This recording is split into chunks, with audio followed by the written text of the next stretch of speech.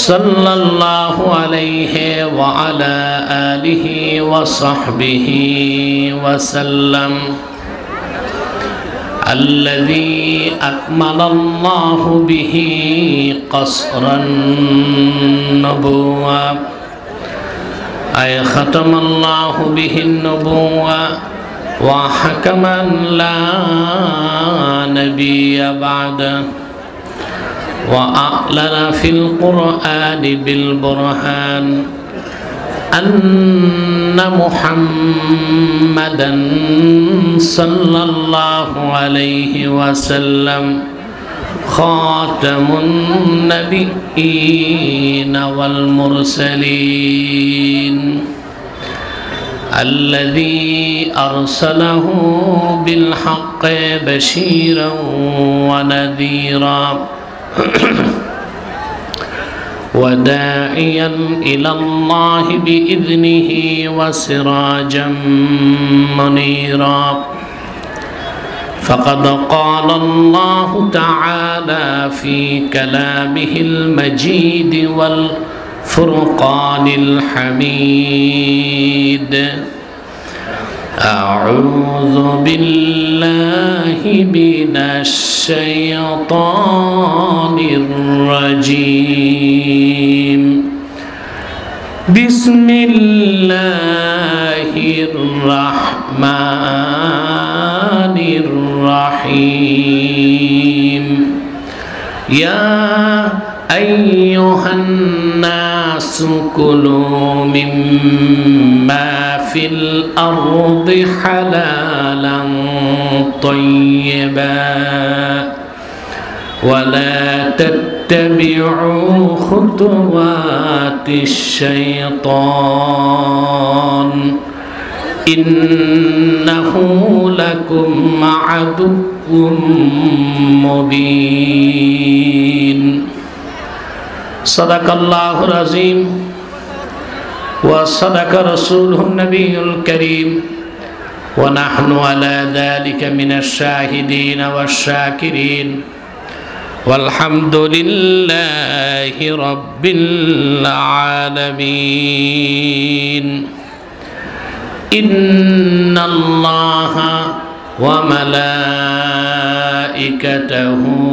يصلون على النبي يا أيها الذين آمنوا صلوا عليه وسلموا تسليما اللهم صل على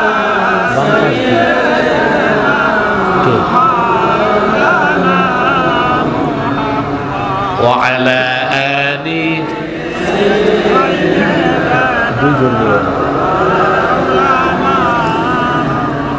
আপনারা এতগুলো মানুষ দরুদ শরীফ পড়তেছেন, আওয়াজ নাই কেন? সমস্যা কি? অসুস্থতা না কৃপণতা? জবান করে পড়ুন আল্লাহুম্মা সাল্লি আলা সাইয়্যিদিনা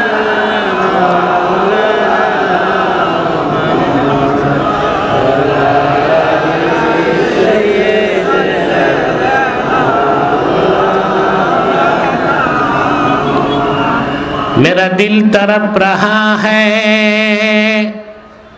मेरा जल रहा है सीना,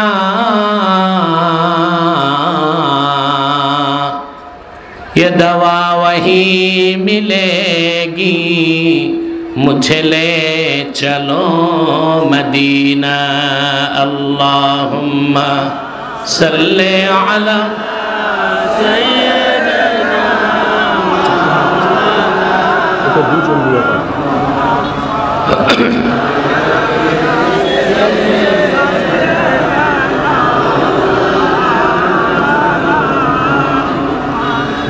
मदीने की हवा से जन्नती बू आती है, खाके पाके मदीना में नूरे जन्नत चमकती है। अल्लाहुम्मा सल्ली अला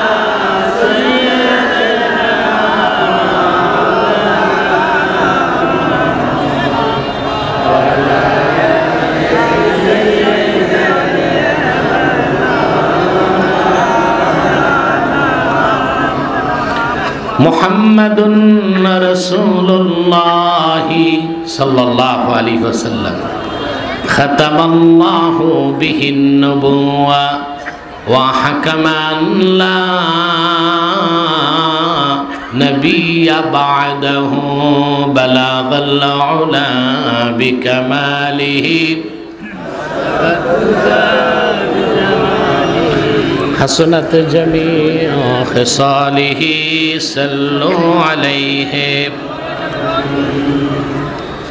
বড়খিলা টানপাড়া জামে মসজিদ কমিটি ও এলাকাবাসীর উদ্যোগে আয়োজিত আজকের ১২তম বার্ষিক ইসলামী মহাসম্মেলনের সম্মানিত সভাপতি জনাব মাওলানা খুরশিদ আলম সাহাব বারাকাল্লাহু ফি উমরিহি, উপস্থিত আজকের সম্মানিত প্রধান অতিথি বিশিষ্ট শিক্ষাবিদ জনাব কামরুল হাসান মিলন হাদাহুল্লাহ হেদায়াতুল ইসলাম, হাজারাত উলামায়ে কেরাম, তুলাবায়ে এজাম, বিভিন্ন প্রান্ত থেকে দিনের বেলা চরম ব্যস্ততায় কর্মব্যস্ত জীবনকে পরিহার করে কেউ খেয়ে আর কেউ না খেয়ে যারা আজকের এই মহতী মাহফিলে উপস্থিত হয়েছেন, স্বেচ্ছায় সানন্দে মনের আনন্দে স্বতঃস্ফূর্তভাবে শুধুমাত্র কোরআন কারীমের দুর্বার টানে প্রবল আকর্ষণে তাদের সকলকে আমার পক্ষ থেকে হৃদয় নিংড়ানো ভালোবাসা, শুভেচ্ছা এবং অভিনন্দন জ্ঞাপন করছি। সবটুকুন শুকরিয়া আল্লাহ সুবহানাহু ওয়া তাআলার জন্যে, যিনি আজকের বরকতপূর্ণ মাহফিলে আমাদেরকে আসার ও বসার তৌফিক মেহেরবানি করে ভিক্ষা দান করেছেন। সেজন্য আসুন আমরা সকলে একবার অবনত চিত্তে হৃদয়ের আবেগ অনুভূতি উজাড় করে সমবেত কণ্ঠে সিংহের মতো গর্জন করে একবার বলি আলহামদুলিল্লাহ। অগণিত অসংখ্য দরুদ ও সালাম আল্লাহর সৃষ্টির প্রধান আকর্ষণ, বিশ্বসভার সভাপতি, সকল নবী রাসূলগণের মাথার তাজ, শামসুল হিদায়াত, বদরুদ্দুজা, সাইয়্যিদুস সাকালাইন, ইমামুল মুরসালিন, খাতামুন নবিয়্যিন ওয়াল মুরসালিন, আফতাবে নবুওয়াত, শাহানশাহে রিসালাত, সরকারে দো জাহাঁ, সুলতানুল মদিনা, নবিউল আম্বিয়া, হুজুরে আকরম, নূরে মুজাসসাম, নূরুন আলা নূর, সাইয়্যিদিনা হাবিবিনা শফিঈনা মাওলানা মুহাম্মদ সাল্লাল্লাহু আলাইহি ওয়াসাল্লামার উপর আল্লাহ পাক যাকে আজ থেকে প্রায় ১৫০০ বছর আগে প্রেরণ করেছেন সর্বশ্রেষ্ঠ ও সর্বশেষ নবী ও রাসূল হিসেবে, যার পরে আজ পর্যন্ত পৃথিবীতে অবশ্যই কোনো প্রকার নবী কিংবা রাসূল অবশ্যই আসে নাই, অবশ্যই এখনো নাই, অবশ্যই কিয়ামত পর্যন্ত আসবে না। সম্মানিত সুধী, আমি অত্যন্ত বিলম্বে এসেছি, সেজন্য আমি দুঃখিত। সেজন্য আমি বা কমিটি দায়ী না, আবহাওয়ার কারণে। আপনারা জানেন লো ভিজিবিলিটিতে কুয়াশা থাকলে প্লেন হেলিকপ্টার চলতে পারে না। তা আজকে দুপুর ১:৩০ পর্যন্ত কোনো অনুমতি পাওয়া যায়নি। ২টার সময় এসে এটিসি এয়ার ট্রাফিক কন্ট্রোল অনুমতি দিয়েছে, পরে হেলিকপ্টার আকাশে উড়েছে আর আমি এসেছি। আমি কোরআন কারীম সূরাতুল বাকারা থেকে ১৬৮ নম্বর আয়াত তেলাওয়াত করেছি। খুব সংক্ষেপে এই আয়াতকে কেন্দ্র করে কিছু কথা আমরা শুনবো ইনশাআল্লাহ। পারবো না? ভূমিকাতে একটি কথা বলবো। আপনারা যারা এখানে এসেছেন, আসার পেছনে পার্থিব জাগতিক রাজনৈতিক কিংবা আর্থিক কোনো স্বার্থ আছে? আমরা এসেছি শুধুমাত্র আল্লাহ তার হাবিবের রেজামন্দি হাসিল করার জন্য। আপনাদেরকে এত সুন্দর আয়োজন করে দিয়েছে কর্তৃপক্ষ গেজায়ে রুহ, রুহের খোরাক নিতে। ঠিকটা যে ভাই বললেন না ঠিক মতো? মুহাক্কিকগণ বলেন খাদ্য 2 প্রকার। আম্মাল গেজাউ ফাহুয়া নাওআন, গেজাউন তাকুমু বিহিল আবদান ওয়া গেজাউন তাকুমু বিহিল আরওয়াহ। এক প্রকার খাদ্য খেলে স্বাস্থ্য ঠিক থাকে, সুঠাম দেহ হয়, মানুষ শান্তি পায়, না খেলে ক্ষুধা লাগে, দেরি করলে মরে যায়। আরেক প্রকার খাদ্য যা গ্রহণ করলে রুহুটা পবিত্র হয়, শক্তিশালী হয়, আত্মা শক্তিশালী হয়।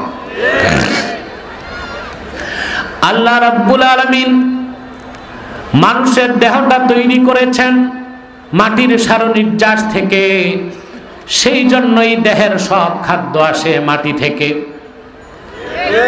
চাল ডাল গম আটা ফল ফলাদি শাক সবজি সবই মাটি থেকে আসে, কিন্তু রুহুটা এসেছে আসমান থেকে, রুহের খোরাকটাও এসেছে আসমান থেকে। সুবহানাল্লাহ।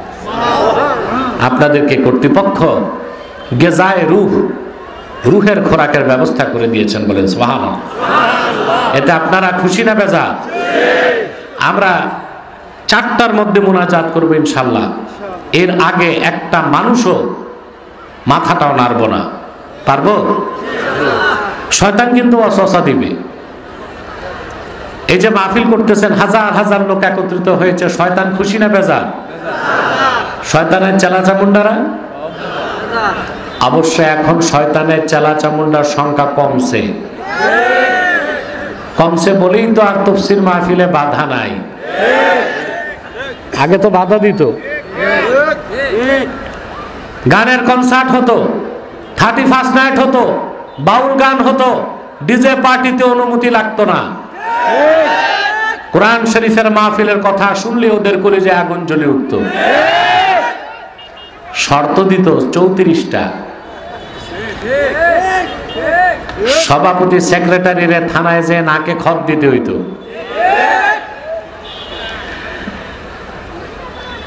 ওরা জানতো না যে দেশের যুবকরা কোরআনের জন্য রক্ত দিতে জানে, হাজার শর্ত দিয়া তাদেরকে কোরআনের মাহফিল থেকে সরানো যাবে না।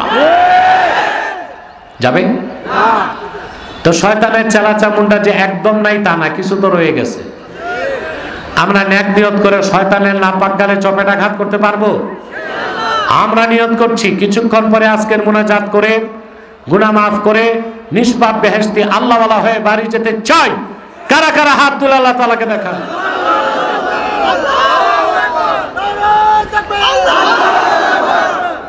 আল্লাহ কবুল, সাল্লাল্লাহু আলাইহি ওয়াসাল্লাম। আল্লাহ কবুল করুক, আল্লাহ মঞ্জুর করুক, বলুন আল্লাহুম্মা আমিন। সাউন্ডটা ভালো আছে, একটু বাড়বে, কানে না লাগে, পিছনে হরেন দিটা বাড়বে। সম্মানিত সুধী আসুন,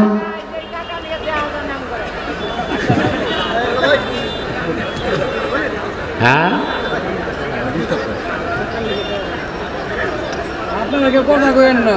সম্মানিত সুধী আসুন, তিলাওয়াতের মাধ্যমে প্রবেশ করি মূল আলোচনায়। আউযু বিল্লাহি মিনাশ শাইতানির রাজীম। বিসমিল্লাহির রাহমানির রাহিম। ইয়া আইয়ুহান নাসু কুলু মিম্মা ফিল আরদি হালালান তাইয়্যিবা ওয়ালা তাত্তাবিউ খুতুওয়াতিশ শাইতান ইন্নাহু লাকুম আদুউম মুবিন। আল্লাহ তাআলা বলেন, হে মানব জাতি, ভূপৃষ্ঠে যা কিছু হালাল এবং পবিত্র সেটাই তোমরা খাদ্য হিসেবে গ্রহণ করো। ওয়ালা তাত্তাবিউ খুতুওয়াতিশ শাইতান, শয়তানের পদাঙ্ক সমূহ অনুসরণ করো না। ইন্নাহু লাকুম আদুউম মুবিন, নিশ্চয়ই শয়তান তোমাদের প্রকাশ্য শত্রু। আল্লাহ তাআলা পৃথিবীর সব মানুষকে হালাল খেতে বললেন।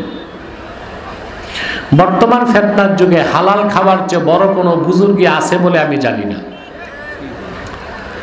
মানুষ নামাজ পড়তেছে, রোজা রাখতেছে, সমানে সুদও খাচ্ছে, ঘুষও খাচ্ছে, টেন্ডারবাজি করছে, চাঁদাবাজি করছে, বিচার আচারে ঘুষ খাচ্ছে। খুব কম লোকের রিজিক বা কামাই হালাল। তা আল্লাহ তাআলা তার আখিরি নবী মুহাম্মদ সাল্লাল্লাহু আলাইহি সাল্লামের উপর অবতীর্ণ কোরআনে ১৫০০ বছর আগে শুধু মুসলমানদেরকে হালাল খেতে বলেন নাই, বলেছেন ইয়া আইয়ুহান নাস, হে মানব জাতি, হালাল খাও, পবিত্র জিনিস খাও। সুবহানাল্লাহ বলবেন না? এখন একটা সঙ্গত কারণে প্রশ্ন আসে, হালাল খাওয়া তো নেক আমল, কিন্তু ঈমান ছাড়া নেক আমল করলে কোনো লাভ আছে? তো কাফের মুশরিক অমুসলিমরা হালাল খেলে তাদের লাভটা কি? প্রশ্ন আসে না? কারণ যার ঈমান নাই তার কোনো একটা আমল আল্লাহর কাছে কবুল হবে না। আল্লাহ রাব্বুল আলামিন বলেন ওয়া মান ইয়াবতাগি গায়রাল ইসলামি দীনান ফালাই ইউকবালা মিনহু ওয়া হুয়া ফিল আখিরাতি মিনাল খাসিরিন। আর যে ব্যক্তি মুহাম্মদ সাল্লাল্লাহু আলাইহি ওয়াসাল্লামের দ্বীনকে স্বীকার করবে না, ঈমান আনবে না, তার নামাজ, তার রোজা, তার কোনো একটি নেক আমল আল্লাহর কাছে গৃহীত হবে না। প্রশ্ন হচ্ছে কাফের মুশরিক তাদেরকে আল্লাহ হালাল খেতে কেন বললেন? মানুষ যে খাদ্য গ্রহণ করে এই খাদ্যের প্রভাব 3 জায়গায় বিস্তার লাভ করে। প্রভাব কয় জায়গায়? 3 জায়গায়। মানসিকতায়, চরিত্রে আর দেহে। বুঝতে পারছেন? কয় জায়গায়? 3 জায়গায়। আর আল্লাহ তাআলা মানুষের জন্য যত খাদ্যকে খাদ্য বানাইছেন সব পবিত্র জিনিস। শুকর কুকর হারাম জিনিস যেগুলো মানুষ খায় ওগুলো মানুষের জন্য রিজিক বানানো হয় নাই, ওগুলো মানুষ গোমরাহির কারণে কাফের মুশরিকরা তাদের রিজিক বানাইছে। আল্লাহ কিন্তু মানব জাতির জন্য পবিত্র জিনিসগুলোকে রিজিক বানাই দিয়েছেন। আর রিজিক বানাবার ক্ষেত্রে আল্লাহ তাআলা জাস্টিস, ইনসাফ কায়েম করছেন। অর্থাৎ মুসলমানেরা ভালো জিনিস খাবে, কাফের মুশরিক তারা শুধু কুখাদ্য খাবে, বিষয়টা এমন না। সবার জন্য একরকম খাদ্য, সবার জন্য একরকম খাদ্য। আল্লাহ রাব্বুল আলামিন বলেন ওয়ালাকাদ কাররামনা বানি আদম ওয়া হামালনাহুম ফিল বাররি ওয়াল বাহরি ওয়া রাযাকনাহুম মিনাত তাইয়্যিবাত। আমি আদম সন্তানদেরকে রেসপেক্টেড করেছি, মর্যাদাশীল করেছি, জল এবং স্থলে তাদেরকে কর্তৃত্ব দিয়েছি, আর এই জমিনের সবচেয়ে ভালো জিনিসগুলোকে তাদের জন্য আমি আল্লাহ রিজিক বানায় দিয়েছি। আপনারা যে ক্ষেতের চাল খান, ডাল খান, হিন্দুরা কি ওইটাই খায় না? না, ওদের জন্য আলাদা। ওরা আল্লাহকে বিশ্বাস করে না। মুসলিমরা, কাফের মুশরিক বেঈমান, রিজিকের ক্ষেত্রে কি আল্লাহ ভিন্নতা রাখছেন? বৃষ্টি আসতেছে একসাথে, সুবহানাল্লাহ, একই রকম অক্সিজেন, এটাও তো রিজিক, সবাইকে তিনি দিচ্ছেন। তো আল্লাহ মানুষের জন্য তাইয়্যিবাত, ভালো জিনিসকে রিজিক বানাইছেন। এখন হারাম বা কুখাদ্য যেগুলো মানুষ রিজিক বানাইছে ওটা মানুষ শয়তানের প্ররোচনায় বানাইছে। তো প্রত্যেকটা খাদ্যের প্রভাব কয় জায়গায় বিস্তার করে? মানসিকতায়, চরিত্রে, দেহে। যেমন শুকর, শুকরের চরিত্র হচ্ছে সবচেয়ে নির্লজ্জ প্রাণী হচ্ছে শুকর। এদের মধ্যে কোনো পারিবারিক বন্ধন নাই। একটা পুরুষ হাতি একটা নির্দিষ্ট মহিলা হাতির কাছে যায়, একটা বাঘ একটা নির্দিষ্ট মহিলা বাঘিনীর কাছে যায়, একটা হরিণ একটা নির্দিষ্ট হরিণীর কাছে যায়। প্রাণী জগতেও ফ্যামিলি স্ট্রাকচার আছে, কিন্তু ব্যতিক্রম হচ্ছে শুকর। এটার কোনো নিয়ম কানুন নাই, অবাধে তারা যৌন সম্পর্ক স্থাপন করে। তো পৃথিবীর যেই মানুষগুলো শুকরের গোশত বেশি খায় তাদের চরিত্রের মধ্যে শুকরের নির্লজ্জের প্রভাব বিস্তার করে। এরা বেহায়া হয়, বেশরম হয়। যেমন ইউরোপ আমেরিকায় বাবার সামনে মেয়ে ল্যাংটা হয়, মেয়ের সামনে বাবা ল্যাংটা হয়, ছেলের সামনে মা ল্যাংটা হয়, মায়ের সামনে ছেলে ল্যাংটা হয়।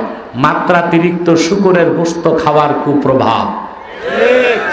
কথা বলেন ঠিক? আপনারা জানেন ইউরোপ আমেরিকা এখন ফ্যামিলি স্ট্রাকচার নাই, ফ্যামিলি স্ট্রাকচার নাই। ভাই বোন ফিজিক্যালি রিলেশন হয়, মা এবং ছেলের মধ্যে যৌন সম্পর্ক হয়, পিতা এবং মেয়ের মধ্যে যৌন সম্পর্ক হয়।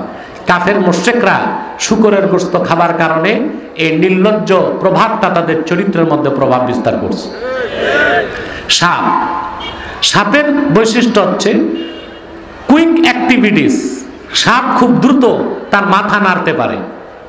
অ্যামাজন জঙ্গলে এমন সাপও আছে সেকেন্ডে 7 বার সবল দিতে পারে। তো যারা ইউরোপ আমেরিকায় নাচে, ব্রেক ড্যান্সার, ওরা সাপের রক্ত খায়, সাপের গোশত খায়, যেন ওই সাপের চরিত্রটা, সাপ খুব দ্রুত সঞ্চালন করতে পারে, তারাও যেন তাদের বডিকে দ্রুত কি করতে পারে, সঞ্চালন করতে পারে।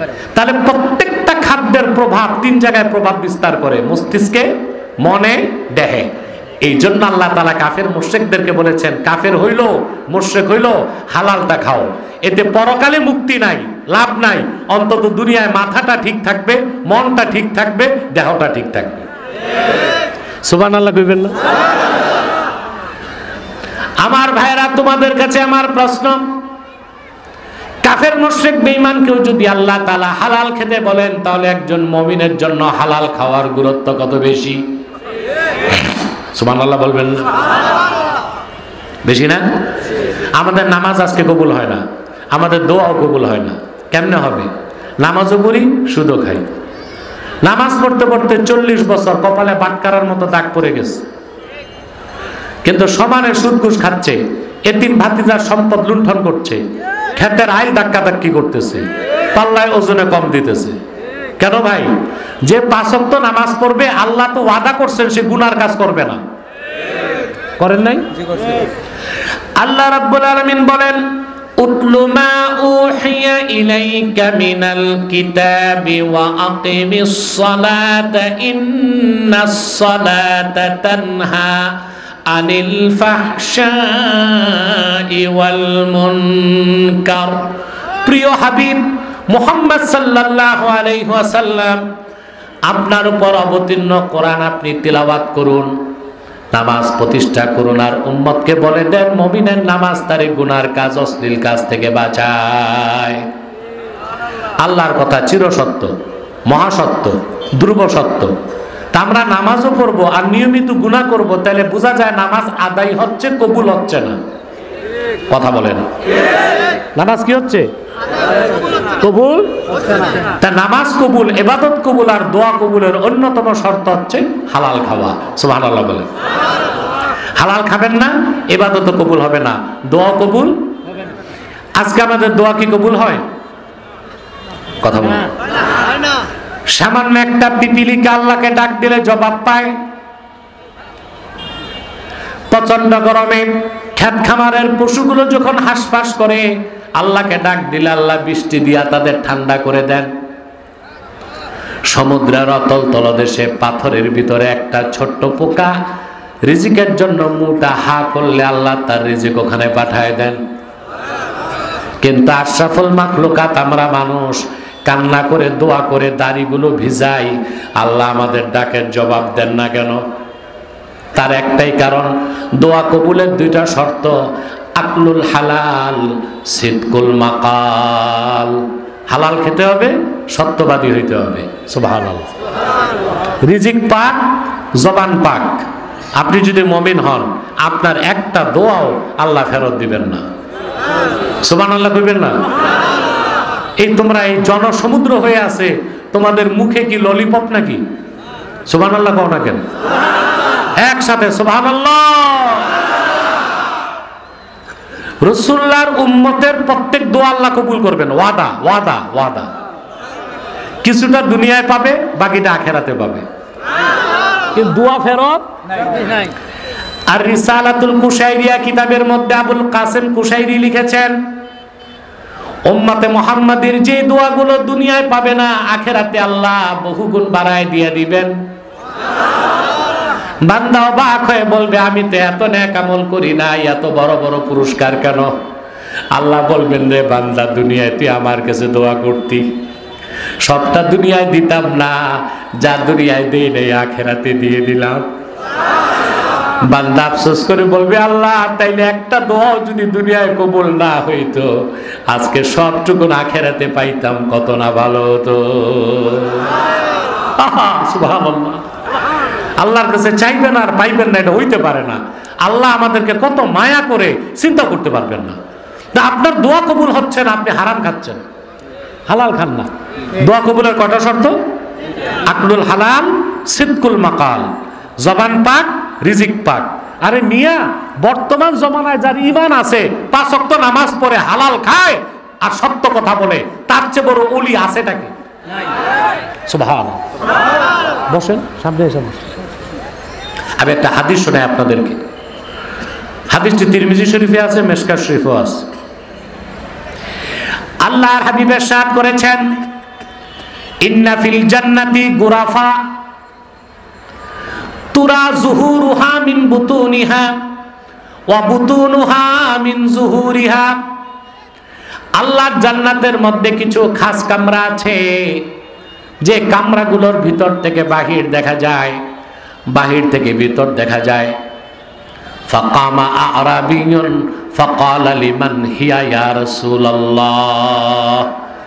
এক বেদুইন সাহাবী দাঁড়ায় বললেন, ইয়া রাসূলুল্লাহ সাল্লাল্লাহু আলাইহি ওয়াসাল্লাম, জান্নাতের ভিতরে এত সুন্দর কামরা আছে তা তো জানতাম না, এই কামরাগুলো আল্লাহ কারে দিবেন? মন চায় জানতে? কথা বলে না।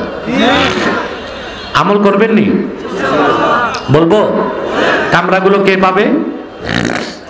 কান খুলেন না, এই মাফলার বলতে কই নেই, দিলের কান শোনেন, মুখস্থ করে নেন।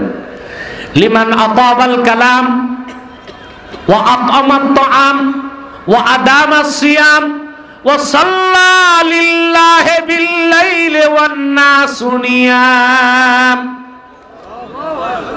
যে ব্যক্তি তার কথাকে পবিত্র করলো, অর্থাৎ মিথ্যা বলল না, গীবত করলো না, চুগলখুরি করলো না, সত্য কথা বলল, সে তার কথাকে পবিত্র করলো। সুবহানাল্লাহ। ওয়া আতামাত তাআম, বেশি বেশি মানুষকে খাওয়ালো। খাওয়ান আপনারা? কথা বলেন। আরে ভাই, আল্লাহর খুশির জন্য খাওয়াইতে হবে। তোমরা খাওয়াও বিয়েতে আর খতনাতে, হোটেল ব্যবসা দাও। আমরা 15 বছর দেখছি ডিবির হারুন ভাতের হোটেল দিয়া চালাইতো, ঠিক না? কিসের হোটেল? ভাতের হোটেল। কেমন একটা হারামজাদা, দইরা নিয়া পিটায় পাটায় তাম্বুরা বানায় এরপর খাইতে বসাইতো।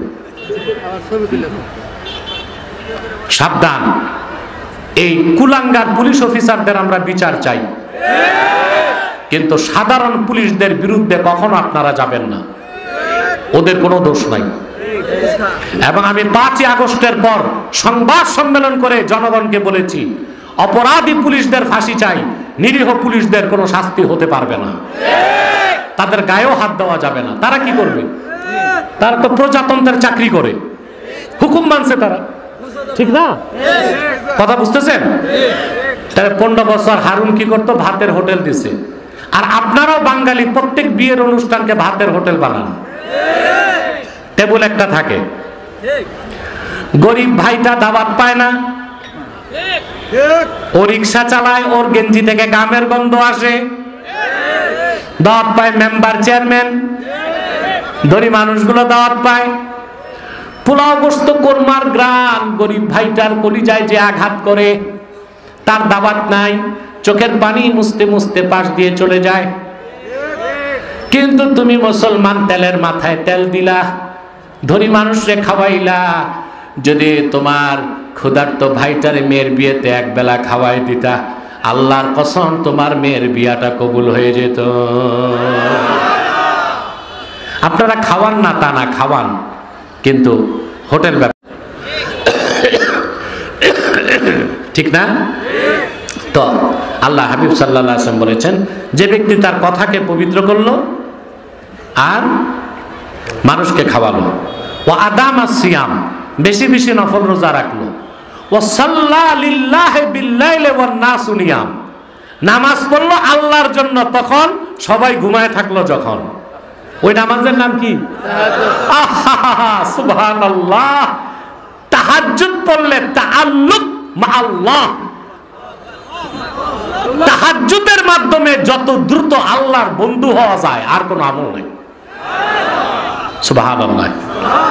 রাসূলুল্লাহ সাল্লাল্লাহু আলাইহি ওয়াসাল্লাম বলেছেন, এই চারটা কাজ আমার যে উম্মত করবে আল্লাহ তাকে বেহেশতের ওই খাস কামরাগুলো দিবেন। করবেন? তা দোয়া কবুলের জন্য কয়টা শর্ত?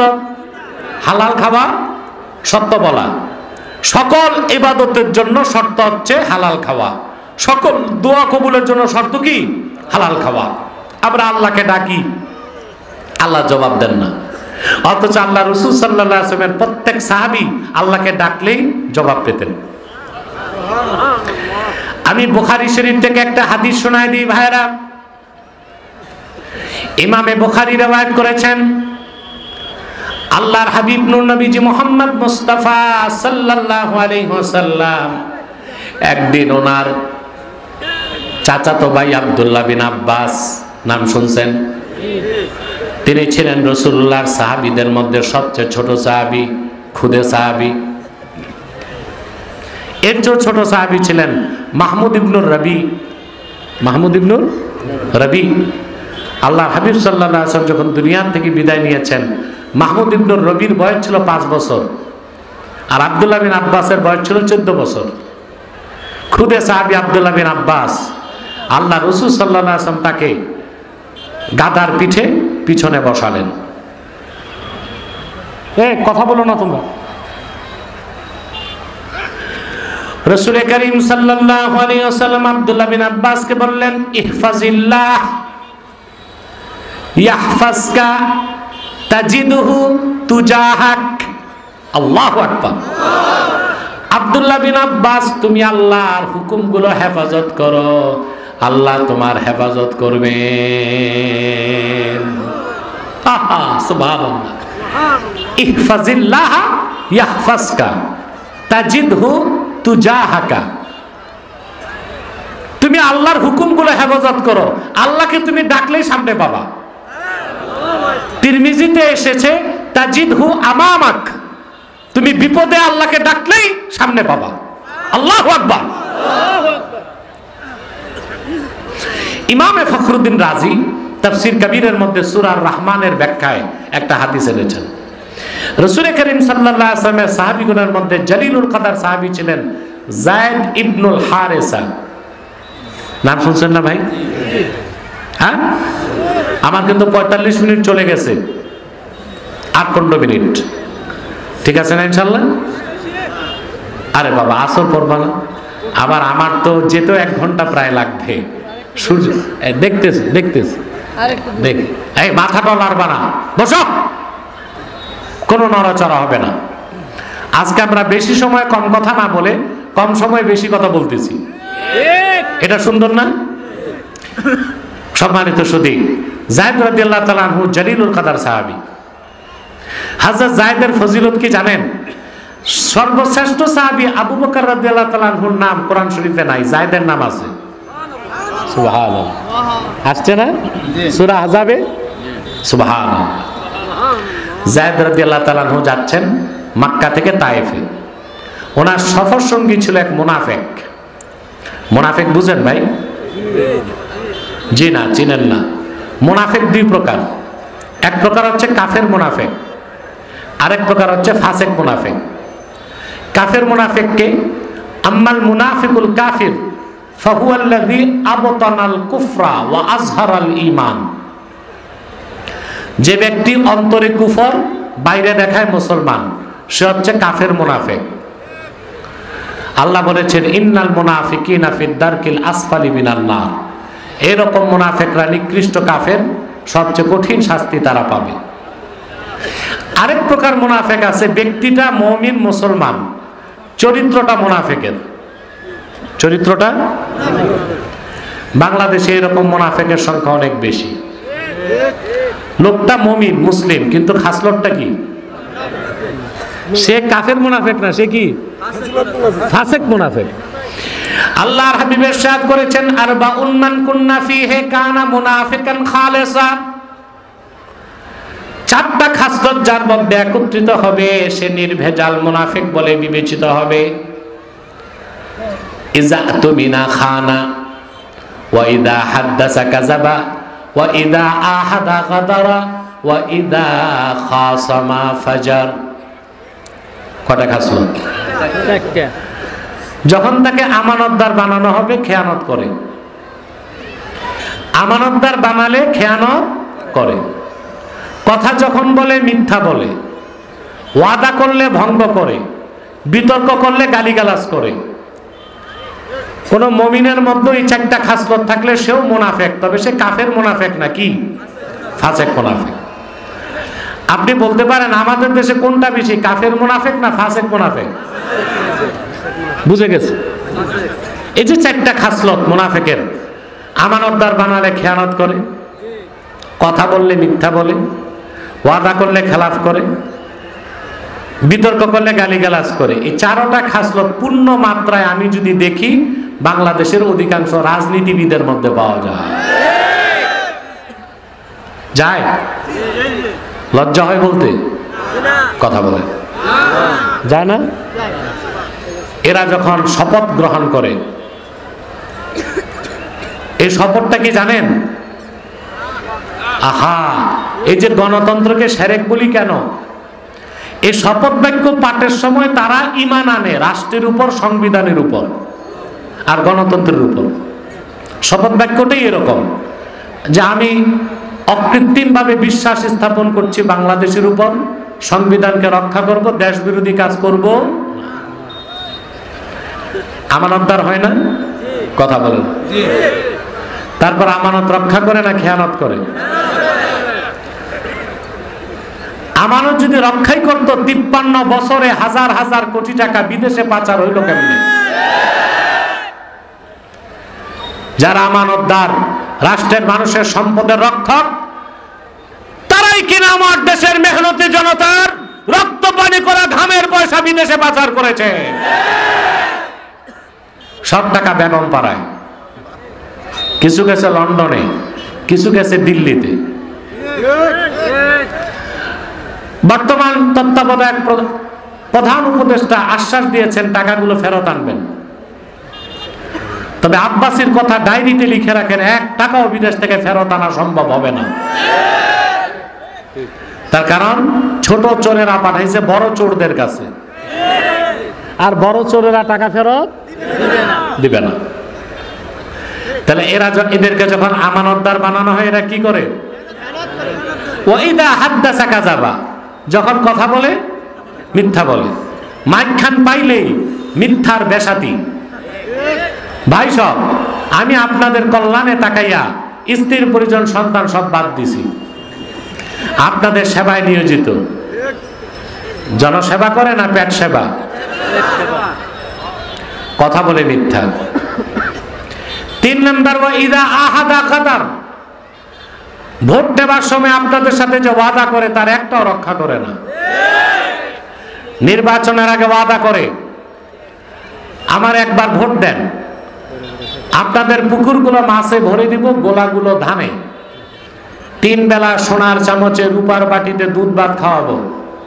পাস করার পর দেখা যায় ছাই ভাতও নাই। ওয়াদা করে খেলাফ করে। ওয়াইদা খাসামা ফাজাল, যখন তর্কে লিপ্ত হয় তো গালিগালাজ করে। সংসদ অধিবেশনে দেখছেন আপনারা একজন এমপি কিভাবে আরেক এমপির 14 গোষ্ঠী উদ্ধার করে। তাহলে দেশে মুনাফিকের সংখ্যা রাজনীতিবিদদের মধ্যে বেশি। ঠিকটাও ঠিক মতো কইলা না ময়মনসিংহবাসী? এখন বলা হচ্ছে রাষ্ট্র সংস্কার করবে। রাষ্ট্র সংস্কার কিভাবে করবেন ভাই? রাষ্ট্র যারা চালাবে তাদের চরিত্রকে সংস্কার করেন। বাংলাদেশ থেকে নেতাদের মধ্যে যারা মুনাফিক, যারা ইসলাম ও মুসলমানের সাথে গাদ্দারি করে, দেশের স্বার্থ বিক্রি করে, যারা বিদেশি এজেন্সির কাছে মাথা বিক্রি করে, বিদেশি এজেন্ডা বাস্তবায়ন করে, এই মুনাফিকদেরকে যতক্ষণ পর্যন্ত ডিলিট করা না যাবে বাংলাদেশকে সংস্কার করা সম্ভব হবে না। নেতাগুলো ঠিক করেন। আপনারা শুধু সেটআপ চেঞ্জ করতেছেন। সেটআপ চেঞ্জ করলে হবে না, পলিসি চেঞ্জ করতে হবে। কি চেঞ্জ করতে হবে? পলিসি। একদল চলে গেছে, আবার নির্বাচন হবে, অন্যরা ক্ষমতায় আসবে, সেটআপ চেঞ্জ হবে। পলিসি যতক্ষণ চেঞ্জ না করবেন ততক্ষণ পর্যন্ত আপনারা সুন্দর একটি রাষ্ট্র পেতে পারেন না। আপনারা ইমানদার নেককার দেখে দেখে সামাজিকভাবে প্রতিষ্ঠিত করবেন। এটা কি করেন আপনারা? জি না। কোথায়? নামাজিকে ভোট দেন আপনারা? কথা বলেন। ইমানদারকে ভোট দেন? দেন না তো। প্রত্যেক মসজিদ কমিটির দিকে তাকায় দেখেন, সভাপতি বেনামাজি, সেক্রেটারি সুদখোর। তাই কিনা? সভাপতি বেনামাজি, সেক্রেটারি সুদখোর। নির্বাচনে যাকে ভোট দিচ্ছেন ওই লোকটা ইসলামকেই মানে না, দুরাচার, স্বৈরাচার, লুটেরা, লম্পট, জেনাকার, শরাবখোর, তাকে ভোট দিচ্ছেন কেন? আমি কোন দলের পক্ষে বলছি না, আপনি যেই দলই করেন ওই দলে কিছু তো ভালো মানুষ আছে। কথা বলেন। একটা দল তো করেন, কাউকে তো ভোট দেন, তো ওই দলের মধ্যে কি কিছু নামাজি নাই? আপনি নির্বাচনে ভোট দেবার আগে দেখবেন যাকে ভোট দিচ্ছেন সে কাফের মুশরিক কিনা। যে কাফের মুশরিক হয় ভোট দিবেন না। আপনি যেই দলই করেন সেই দলের ইমানদার লোকটা নামাজ পড়ে তারই ভোটটা দেন। কথা বলেন। তা বাংলাদেশটাকে একটা ইসলামী সমাজ বানাইতে পারবেন? ইসলামী সমাজ আর ইসলামী রাষ্ট্রে পার্থক্য কি? আপনি এখানে রাষ্ট্রবিজ্ঞানের ছাত্র আছেন, পলিটিক্যাল সায়েন্স পড়ছেন? একটা লোকও নাই।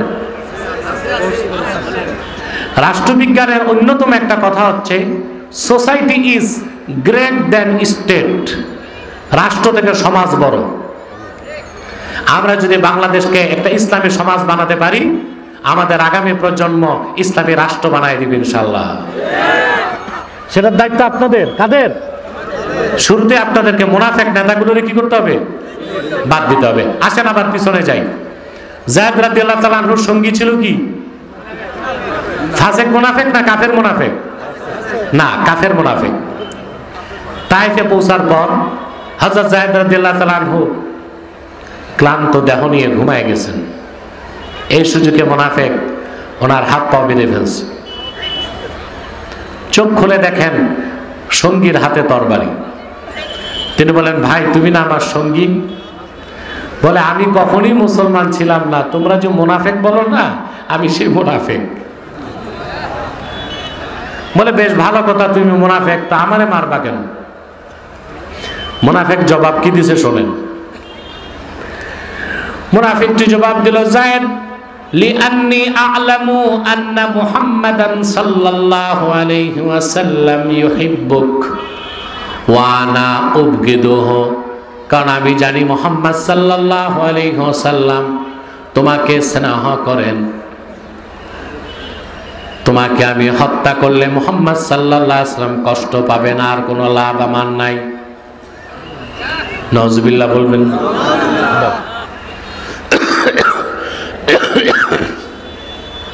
হযরত যায়েদ দেখলেন তার মৃত্যু অনিবার্য। গুহার ভিতর থেকে আকাশের দিকে তাকায়া হযরত যায়েদ আল্লাহকে একবার ডাক দিয়েছেন, আগিসনি ইয়া রহমান, হে রহমান তুমি আমারে সাহায্য করো। সঙ্গে সঙ্গে বিকট ধমকের আওয়াজ আসলো। কে যেন চিল্লায় বলল, লা তাকতুলহু ইয়া ফুলান, হে মুনাফিক যায়েদকে তুমি কতল করো না। মুনাফিকের হাত থেকে তরবারি ছুটে গেল। কে আমারে ধমক দিল? কেউ তো নাই আশেপাশে। আবার সে তরবারি হাতে নিয়েছে। আবার আসলো দ্বিতীয় ধমক। এরপরে আবার সে তরবারি নিয়েছে। আবার আসলো তৃতীয় ধমক। তরবারি রেখে গুহার বাইরে যে মুনাফিকটা দেখলো একটি ঘোড়ার উপর সুদর্শন যুবক বসে আছে। মাথায় তার সাদা পাগড়ি, শরীরে সবুজ পোশাক, হাতে তরবারি। যুবকটি ঘোড়ার পিঠ থেকে নেমে বাম হাতে মুনাফিকের গর্দান ধরে ডান হাতে তার কল্লা কেটে দিল। ভিতরে ঢুকে হযরত যায়েদের হাত পায়ের বাঁধন খুলে দিল। যায়েদ রাদিয়াল্লাহু তাআলা আনহু দাঁড়িয়ে গেলেন। সুদর্শন যুবকটি হযরত যায়েদকে বুকের মধ্যে আলিঙ্গন করে কপালে চুমা দিয়া বলল, চিনোনি আমি কে? যায়েদ বললেন, চিনতে পারি নাই। যুবকটি বলল, আমি আল্লাহর মুকাররাব ফেরেশতা, আমার নাম জিবরিল আমিন। যায়েদ, তুমি যখন আল্লাহকে ডাক দিয়েছো আগিসনি ইয়া রহমান বলে, আমি ছিলাম সিদরাতুল মুনতাহায়।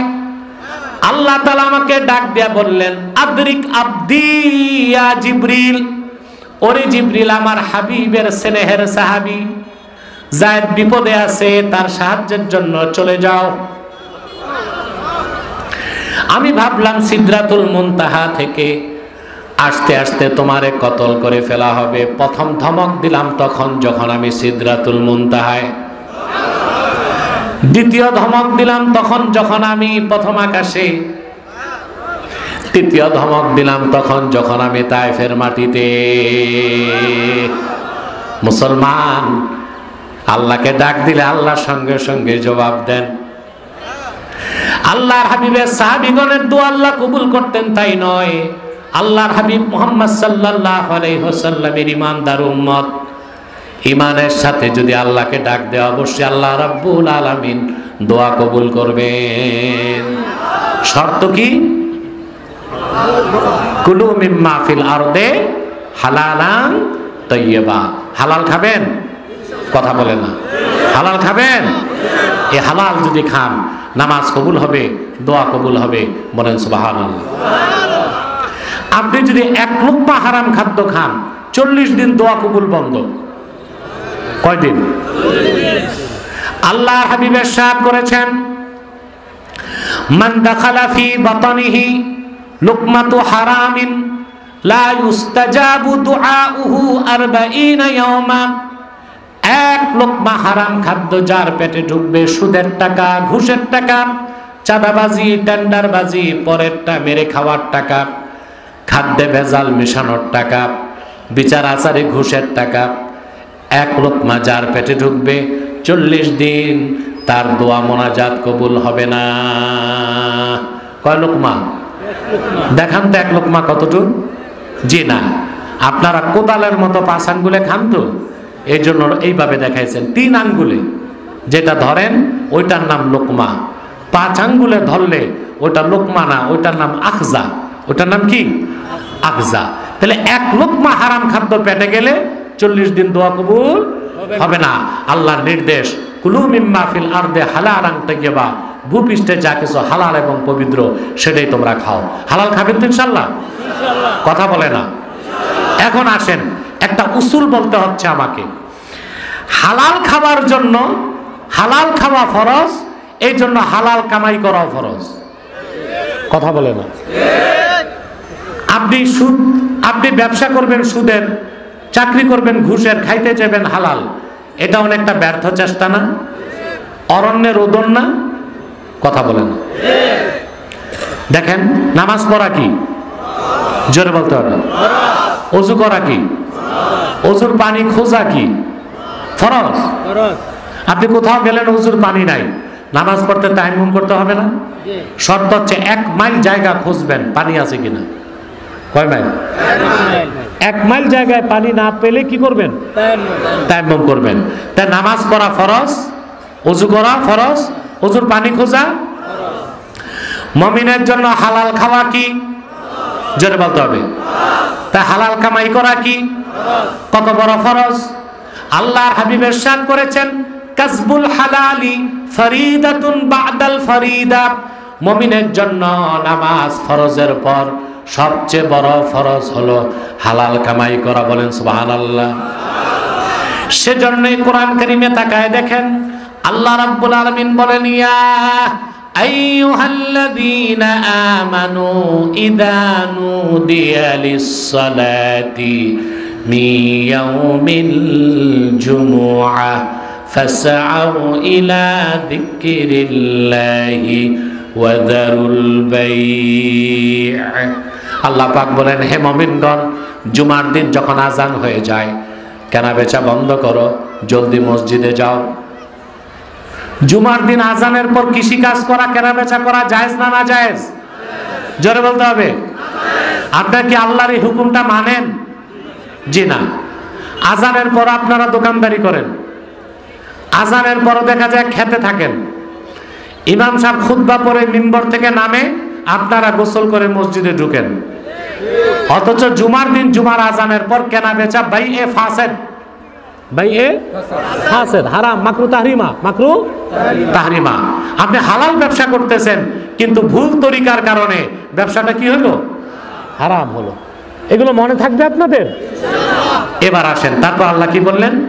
জুমার নামাজের পর কি করবেন? আল্লাহ পাক বলে দিলেন জুমার নামাজের পর মাগরিব পর্যন্ত বসে মসজিদে তাসবিহ পড়তে হবে নাকি? فَإِذَا قُضِيَتِ الصَّلَاةُ فَانتَشِرُوا فِي الْأَرْضِ وَابْتَغُوا مِنْ فَضْلِ اللَّهِ। জুমার নামাজ যখন হয়ে যায় জমিনে ছড়ায় পড়ো, যার খেতে কাজ খেতে যাও, যার ফ্যাক্টরি আছে ফ্যাক্টরিতে যাও, যার দোকান আছে দোকানে যাও, যার চাকরি আছে চাকরিতে যাও। তার কারণ নামাজ ফরজের পর সবচেয়ে বড় ফরজ কি? জোরে বলতে হবে, হালাল কামাই। জোরে বলেন কি? অতএব হালাল খাবেন, হালাল কামাই করবেন। এবার আসেন আমি মুনাজাত করব। রব্বানা যালামনা আনফুসানা ওয়া ইল্লাম তাগফির লানা ওয়া তারহামনা লানাকুনান্না মিনাল খাসিরিন।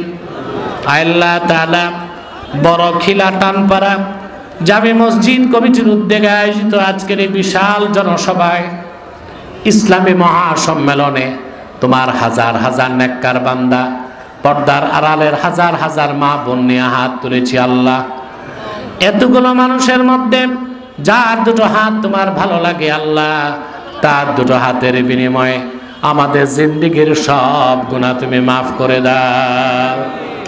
হৃদয়ের গভীর থেকে দোয়া করি আল্লাহ, তোমার আখিরি নবী নূর নবীজি আমার মুহাম্মদ মুস্তাফা সাল্লাল্লাহু আলাইহি ওয়াসাল্লাম আজ থেকে ১৫০০ বছর আগে দুনিয়ার থেকে বিদায় নিয়েছেন। হায়াতুন নবী হিসেবে জান্নাতুল ফেরদাউস রওজা মুবারকে বিশ্রাম নিয়েছেন। আল্লাহ তাআলা জীবনে একবার তোমার আখিরি নবী নূর নবীজি আমার মুহাম্মদ মুস্তাফা সাল্লাল্লাহু আলাইহি ওয়াসাল্লামের জান্নাতুল ফেরদাউস রওজা মুবারকে উপস্থিত হয়ে গো আল্লাহ, তোমার হাবিবের নূরের কদমে দরুদ ও সালামের হাদিয়া দেবার আগে আল্লাহ তুমি ডাক দিও না। আল্লাহ তাআলা একবার বা একাধিকবার যারা সোনার মদিনায় নূরের মদিনায় যদি বেরেছি আল্লাহ, জীবনে বারবার তোমার আখিরি নবী নূর নবীজি আমার মুহাম্মদ মুস্তাফা সাল্লাল্লাহু আলাইহি ওয়াসাল্লামের নূরের শহর মদিনাতুল মুনাওয়ারা জিয়ারতের জন্য তাদের কপালটা তুমি খুলে দাও। হৃদয়ের গভীর থেকে দোয়া করি আল্লাহ, তোমার আখিরি নবী নূর নবীজি আমার মুহাম্মদ মুস্তাফা সাল্লাল্লাহু আলাইহি ওয়াসাল্লামের নূরের চেহারা মোবারক স্বপ্নে একবার দেখে গো আল্লাহ, জান্নাত ওয়াজিব হবার আগে তুমি ডাক দিও না।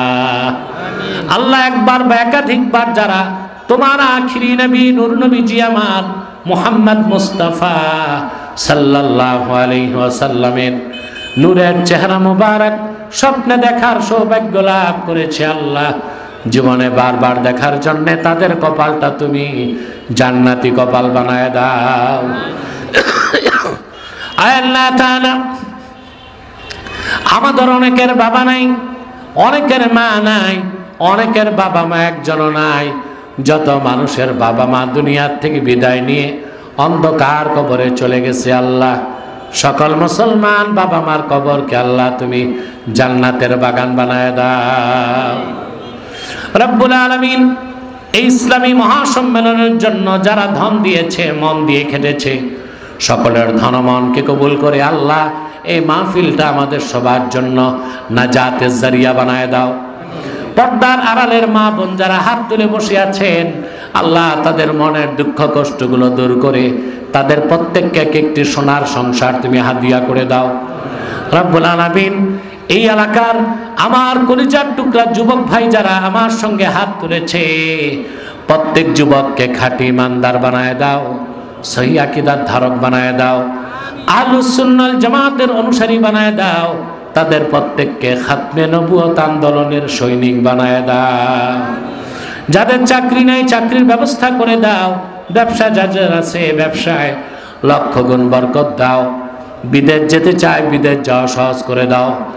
আল্লাহুম্মা ইন্না নাতাওয়াসসালু ইলাইকা বিওয়াসিলাতি হাবিবিকাল মুহতারাম নবিয়িকাল খাতিম সাইয়্যিদিনা ওয়া সাইয়্যিদিল আবরার নবিয়িনা ওয়া নবিয়িল আম্বিয়া মুহাম্মদ ইবনে আব্দুল্লাহ নবিয়্যিল্লাহি রাসূলিল্লাহ সাল্লাল্লাহু আলাইহি ওয়াসাল্লাম আল্লাযী আকমালতা বিহি কসরান নুবুওয়া ওয়া হাকামতান লা নাবিয়্যা বা'দাহু ওয়া আ'লানতা ফিল কুরআনি বিল বুরহান আন্না মুহাম্মাদান সাল্লাল্লাহু আলাইহি ওয়াসাল্লাম খাতামুন নাবিয়্যিনা ওয়াল মুরসালিন ক্বাবলা 15 মিআতি সানাহ ওয়া সাল্লাল্লাহু তাআলা আলা খায়রি খালকিহি নবিয়িনা মুহাম্মাদিন নূরিল্লাহ ওয়া আলা আলিহি ওয়া সাহবিহি আজমাইন বিরহমাতিকা ইয়া